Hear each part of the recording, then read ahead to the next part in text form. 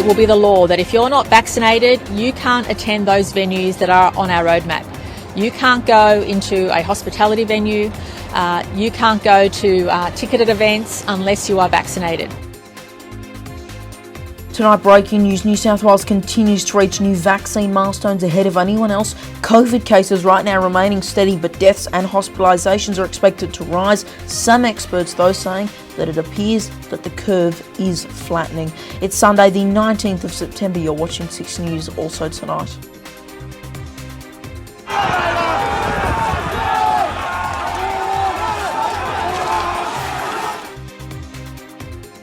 Victoria's roadmap out of restrictions gives some hope, but others say it's too little too late. The hope now is that cases can remain lower than what's been seen interstate, despite the numbers at their highest level for over a year.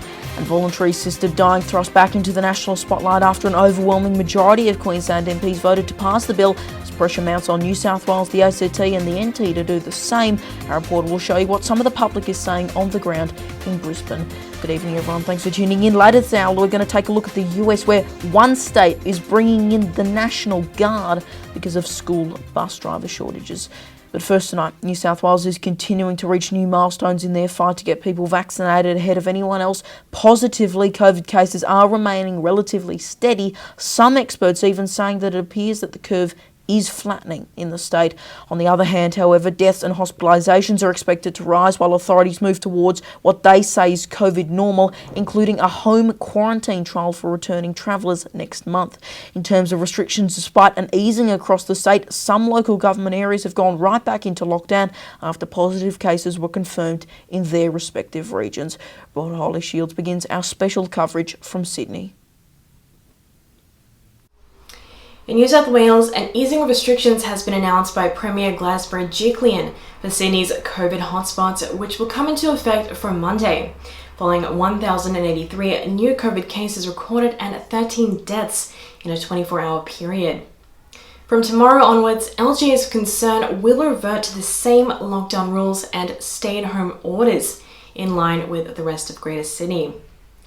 These areas include Blacktown, Burwood, Campbelltown, Canterbury, Bankstown, Cumberland, Fairfield, Georges River, Liverpool, Parramatta, Strathfield and Penrith. For these LGAs, the easing of restrictions will mean no cap on the duration of outdoor exercise and recreation, outdoor gatherings of up to 5 fully vaccinated people, as well as shopping, exercise and outdoor recreation within the area, as there is no longer a 5K limit. On top of that, residents can now attend a small wedding of up to 11 people, and their singles bulk buddy can live in the Greater Sydney region as well. But perhaps more eagerly awaited is the opening of the outdoor public pools in the state, which we can expect to see from next week onwards.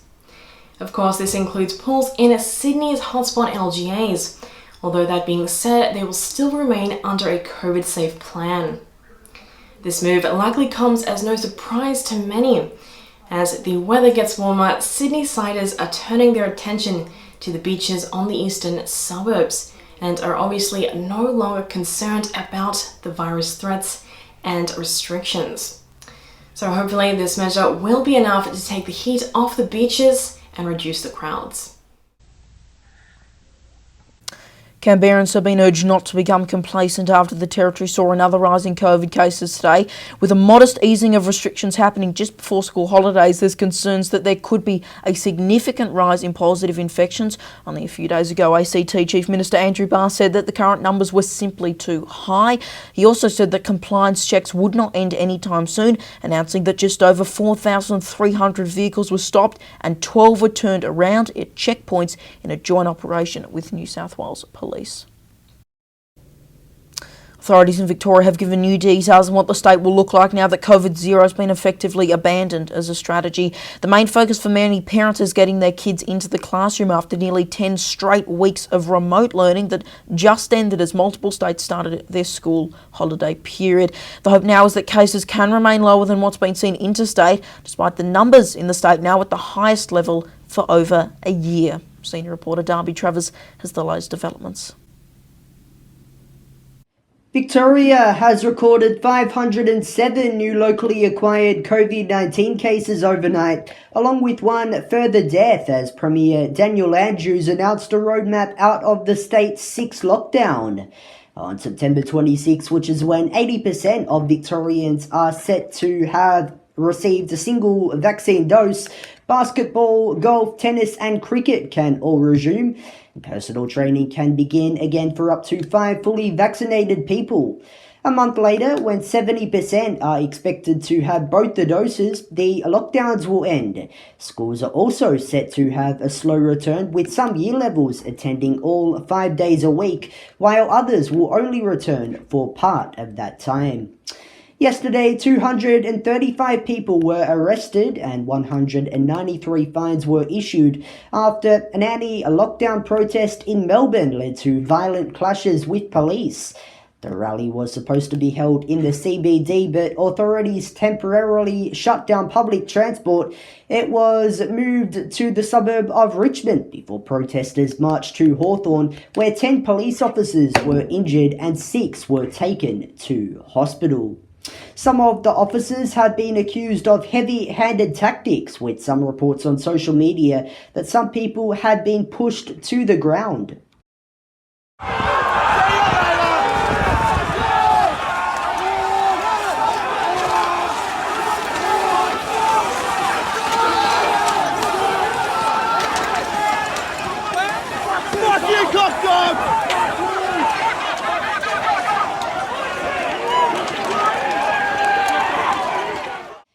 And despite the good news today, the Premier also announced that Greater Geelong, the Surf Coast and Mitchell Shire will all enter a snap 7-day lockdown from 11:59 p.m. local time tonight after a number of cases were identified in those regions. A self-described COVID denier has taken the step of banning any customers who have had the jab from his business. Now, Channel 7 reports that the man placed a sign on the door of the Gigantic Signs shop front warning the vaccinated not to enter and has reportedly got no plans to take it down. However, in New South Wales, unvaccinated people are set to be banned from certain places unless they have a medical exemption as the state continues to open up despite those rising case numbers that we mentioned earlier. Almost 2,000 pharmacies are set to begin administering the Moderna vaccine after Australia's first batches arrived in Sydney. Anyone aged 12 to 59 is eligible, making it the third vaccine in Australia currently all set to be used alongside Pfizer and AstraZeneca's jab. Our rollout is slowly improving, especially in New South Wales following a slow start earlier in the year. Meanwhile, in the US, the Food and Drug Administration has rejected giving Pfizer booster shots to the country's general population, but has recommended it for those over 65. The FDA panel says it may be needed for those older Americans and also those at a high risk of suffering from severe illness if they get the virus. Well, it's a hot-button issue that we all have a stake in. Voluntary assisted dying has just been thrust back into the national spotlight after an overwhelming majority of Queensland MPs voted to pass the bill. Now there's increasing pressure for law reform in New South Wales, the ACT and the NT, where VAD currently remains illegal. So, do the laws reflect public opinion? Chief reporter Connor, our 4K, revisits the age-old debate on the ground in Brisbane. It's a question for the ages. How ethical is euthanasia at the end of life? In the end, the answer came down to the consciences of 93 Queensland MPs. 61 MPs voted in favour of the bill, including Queensland Premier Anastasia Palaszczuk, for whom this was a key election promise. This bill is about freedom. We need to provide choice. To say how they wish to end their life with dignity. Queensland's LNP leader was among 30 who voted against the bill, calling the legislation flawed. Whether or not you're for or against the concept of euthanasia, I don't think this is a good piece of legislation to serve our state. MPs didn't vote along party lines, with 3 Labor MPs voting against the bill and 10 members of the LNP voting for voluntary assisted dying. After 3 years of drafting the bill and 3 days of debate, on Thursday came the decision to legalise voluntary assisted dying. In the days preceding the historic conscience vote, emotions erupted in Parliament as politicians recounted their personal experiences. For my mum, the cruelest part was that there was no final hugs because he couldn't bear to be touched. He wanted to die at home, but that didn't happen. The ruling makes Queensland the 5th state in the country to legalise voluntary assisted dying, but currently it has only commenced operation in Victoria and WA. In Tasmania and South Australia, the legislation has passed, but it won't come into effect until later next year. There's now mounting pressure for law reform in New South Wales, the ACT and NT, where euthanasia is currently illegal. For advocates, the campaign for the right to die when they want and how they want was hard fought. Some have seen distraught loved ones unable to call time on their terms. I spoke to some supporters outside hospital. Most were reticent but told me they supported voluntary assisted dying. What are your views on voluntary assisted dying, and why do you hold those views? I believe that they should be able to do that because I've seen one of my parents go through a painful death, and I've seen others also struggle, and I believe if they have a sound mind, they should be able to make a choice. What was it like for you to watch that and feel helpless? You do. You just got to let the course run, and it's almost like being cruel. But the laws in Queensland will come too late for some. They won't take effect until January 2023.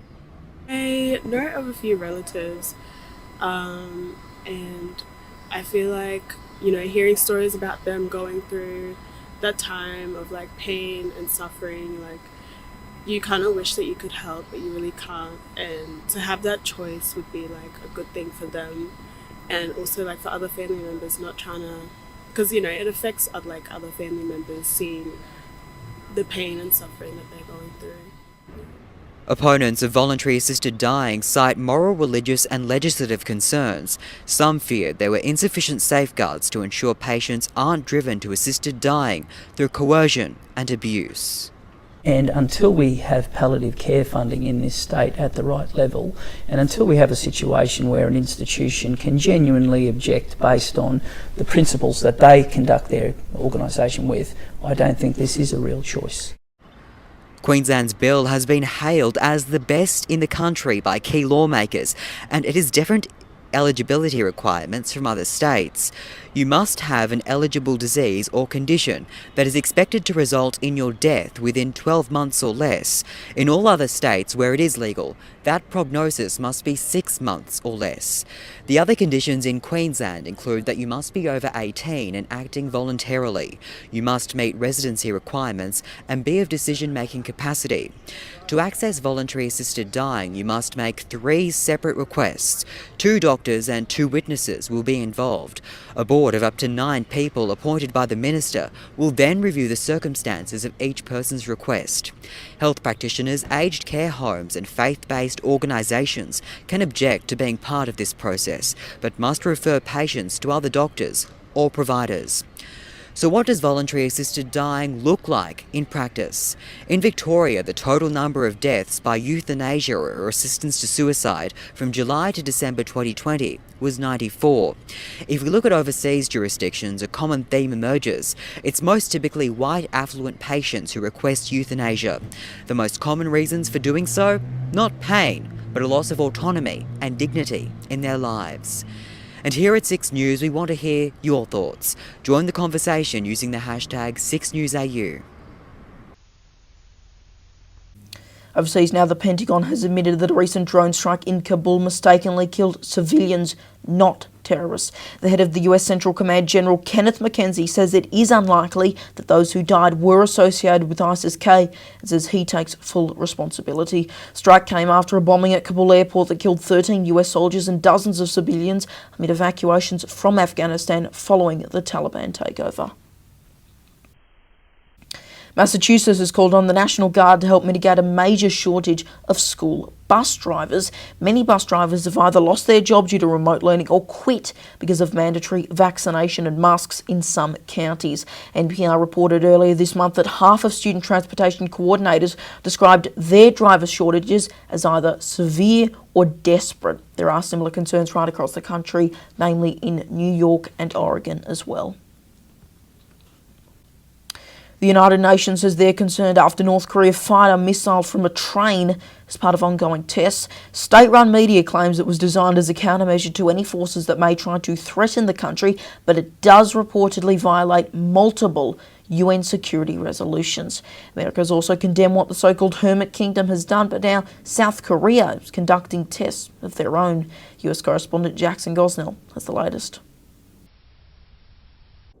Leo, a lot to monitor here in the U.S., including some test-fire missiles from North Korea. Obviously, the United States and North Korea have had tensions for a long time now, but they recently test-fired missiles, unveiling a new missile system in which state media reported that a missile went up and then struck a target in the sea. And it was basically just North Korea's effort in showing, hey, we have military power and we're not afraid to use it. Now, the U.S. condemned that test fire, and obviously North Korea is really excited about that. So state media unveiled photographs and videos of these missiles, or the missiles going off, obviously, into the air. So this is a big story. Obviously, the U.S. responding, condemning, as I mentioned earlier. It will be interesting to see how all of this plays out. And we should also note that state media did say that this is a new system and it is constrained to railway information. So as we learn additional information regarding everything that they've been talking about, it is a lot to dissect. We'll be sure to pass that along to you here on 6 News. In the U.S., I'm Jackson Gosnell. Back to you. France has accused the US of stabbing them in the back over its new defence agreement with the UK and Australia.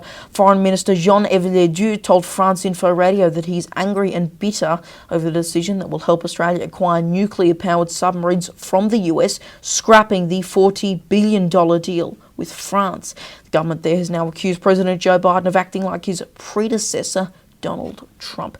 And staying in France, the French education minister has warned schools over an apparent cyberbullying. Hashtag Anti-2010 has been trending on sites like Twitter and TikTok, targeting, you guessed it, people born in 2010 who have recently been starting high school. It reportedly had more than 40 million views on TikTok before being removed by the platform. Authorities have reiterated that parents and kids alike can report bullying to an emergency hotline, and anyone found to target others, or found to be targeting others rather, can and will be punished. Of course, if this story has raised any issues for you, don't hesitate to contact Lifeline 13 11 14, or for our younger viewers, Kids Helpline at 1800 55 1800. And now is Ivan and Sarah with what's coming up later tonight on WAMN News. Thanks, Leo. Tonight on WAMN News, COVID vaccine passport for kids and classroom ventilation. The controversial discussion continues as medical expert raises questions. Home for Good, Fremantle mayoral candidate Maria Vucic's fight to end homelessness in the port city. Plans revealed for a staged vaccine rollout to WA school children, plus Dr. Mark Duncan-Smith's medical comment. Join us tonight on the WAMN News Facebook page and YouTube channel. All right, thanks both Arvin and Sarah there. Adam Ross forecast right across the country. Brisbane partly cloudy, a top of 28, 25 in Sydney, 14 degrees in the nation's capital Canberra, 13 in Melbourne, 11 in Hobart, 13 in Adelaide, cloudy in Alice Springs, getting up to 27, 22 and sunny in Perth, and in Darwin, a warm top of 34.